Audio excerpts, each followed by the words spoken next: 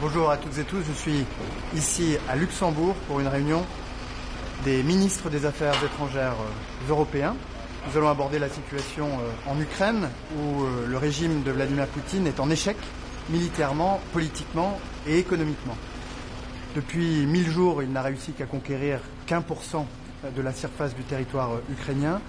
Son économie est à l'agonie, asphyxiée par l'effort de guerre en Ukraine, par les frappes ukrainiennes qui ont éteint 1/5 de la capacité de raffinage russe, et puis par les sanctions auxquelles Vladimir Poutine continue d'exposer son propre peuple.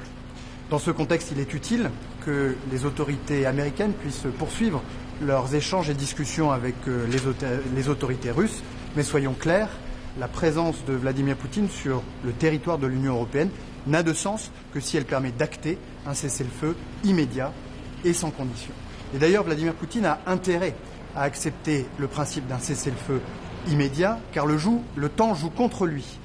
En effet, nous allons, dans les prochaines semaines, donner à l'Ukraine les moyens de se défendre pendant au moins 3 ans, grâce à un prêt que la Commission européenne va consentir à l'Ukraine et qui sera remboursé le moment venu, grâce aux réparations que la Russie versera à l'Ukraine. Un prêt qui permettra à l'Ukraine de se doter d'armes pour se défendre, et notamment, bien évidemment, d'armes européennes. Et puis en parallèle, nous allons poursuivre notre politique de pression sur le régime de Vladimir Poutine, avec un 19e paquet de sanctions qui sera adopté dans les prochains jours, je l'espère, qui vise notamment les infrastructures énergétiques russes et les principaux acteurs du raffinage, je pense en particulier à Rosneft ou à Gazpromneft.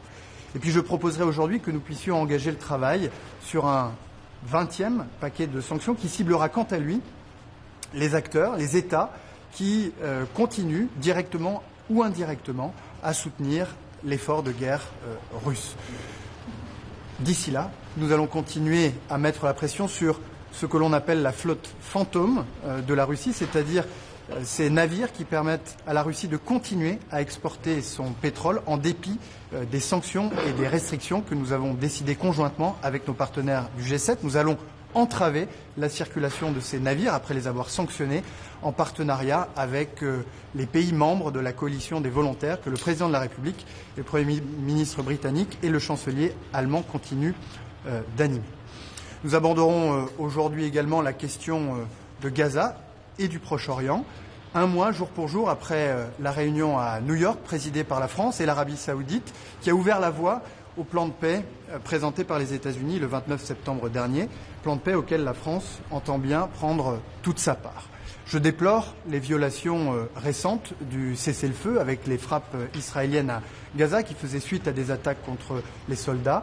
Toutes les parties doivent respecter strictement les engagements qu'elles ont pris au terme de l'accord signé la semaine dernière à Sharm el-Sheikh. Le Hamas, quant à lui, doit cesser les violences exercées contre les civils et restituer l'ensemble des dépouilles des derniers otages qui étaient détenus à Gaza.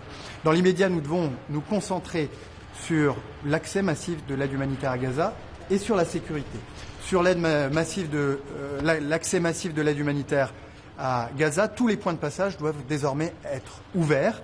L'Europe se tient prête d'ailleurs à les sécuriser puisqu'elle est déjà présente au travers de sa mission EUBAM Rafah sur l'un de ces points de passage et je proposerai que nous puissions renforcer cette mission pour qu'elle puisse prendre toute sa part non seulement à la sécurisation des passages des personnes mais aussi des biens qui doivent arriver en masse à Gaza pour soulager les souffrances des populations palestiniennes.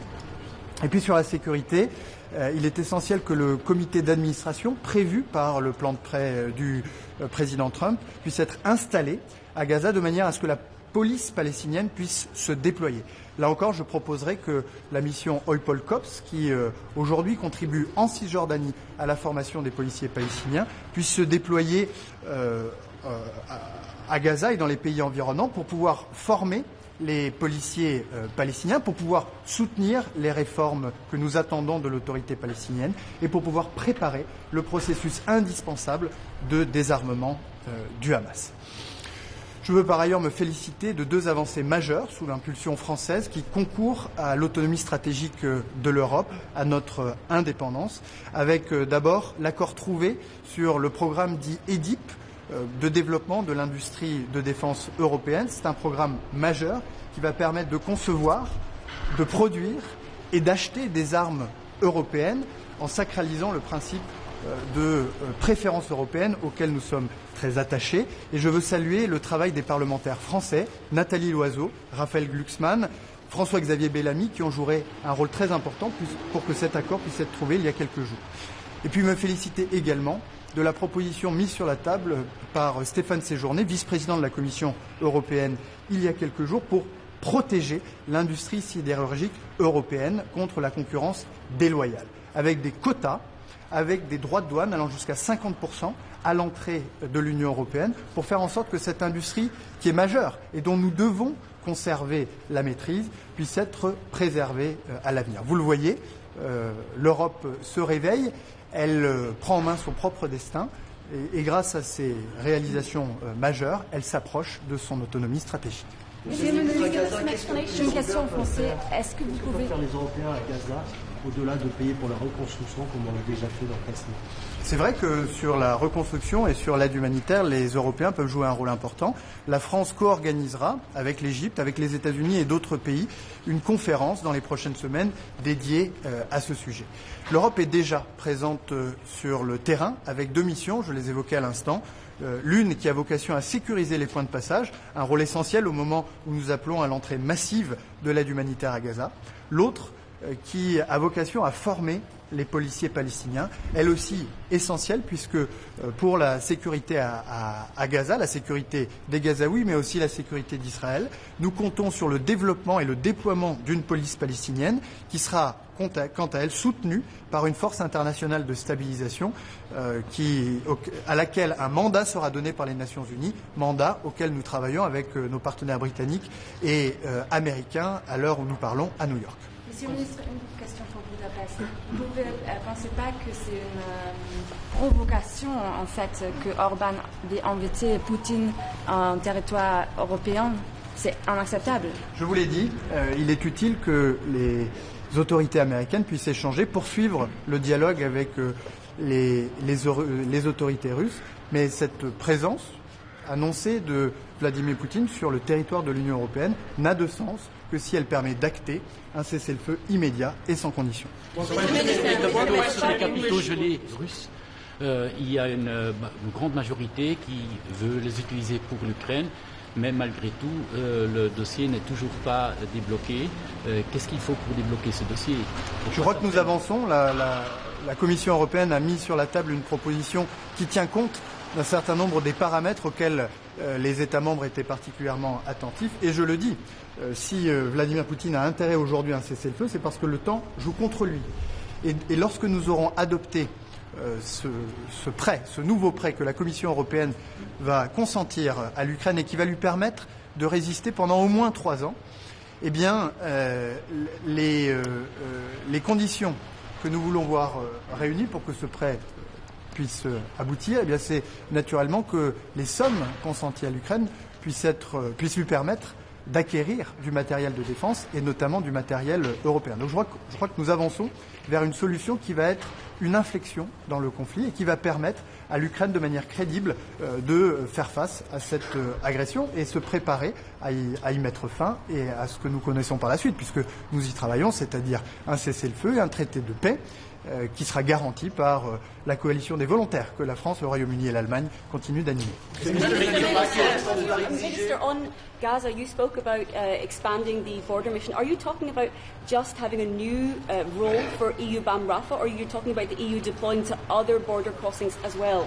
No, I think we need to strengthen EUBAM Rafah, and I think that the EU has a capacity to play an important role for these points of entry into Gaza to secure the passage of people, but also to secure the passage of humanitarian help, which is very much needed now in Gaza. We will also discuss Georgia among among the topics. There is Georgia. So, what is the position of your country, and what initiatives do you have? On Georgia, we'll have a discussion. We want to allow the aspiration of the Georgian people to move forward towards the European path to be respected. And this is the spirit in which we are discussing, we are addressing the Georgian authorities. Minister, there is a Financial Times story saying that Trump urged Zelensky on Friday to accept Putin's terms or be destroyed by Russia. That Trump also spoke of a special military operation using Russian rhetoric. What is your reaction to that? Again, as I was saying, Russia, or at least Vladimir Putin's regime, is in check, military, politically, and economically. In the past 1,000 days, Russia has been able to acquire only 1% of the Ukrainian territory. Its economy is degrading very rapidly under the pressure of the resources that are used by Russia to fuel its war in Ukraine, under the pressure of the Ukrainian strikes on energetic infrastructures that have already destroyed close to 1/5 of Russian refineries, and under the pressure of sanctions to which Vladimir Putin is exposing its own people. So time is playing against Russia. Do you expect decisions on Georgia today? Thank you very much.